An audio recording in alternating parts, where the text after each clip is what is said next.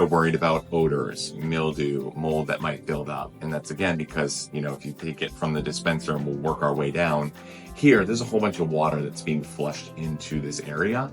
And sometimes some water sitting in one of these compartments, and it might be there for a little while. You'll kind of notice design-wise, these chambers are all rounded. So you'll see there's no like sharp corners or anything like that, which really is unique to us. Most other front loaders out there with a dispenser are all very boxy, which means a lot of corners, which means a lot of crevices that are very difficult to clean and remove mildew and odor and other buildup.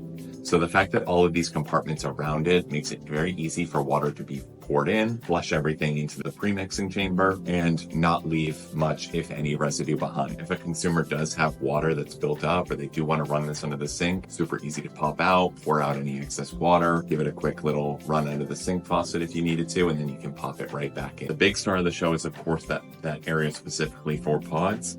But you'll notice that we've still provided opportunity for all types of detergent. We're really still allowing them to have that choice, and we're being respectful of it. They might be making something on terms of, budgetary reasons, sustainability reasons. We want them to be able to use any and all types of detergent that they might want to, or they feel comfortable with. I also really appreciate the fact that it actually has good contrast text for which different compartment, instead of just like a molded plastic thing that you can barely read, because sometimes it's difficult to read that, and not everybody is capable of reading things easily that are tiny little prints on that. Yeah, and we also know from consumer insights and stuff, a lot of consumers that have already switched to front load and maybe have been using it for quite some time, sometimes still just don't use the dispenser at all. They might not even be aware that there's anything going on until they just always put their detergent right in the drum, regardless of what type. There's all visual elements there of what goes where and how much.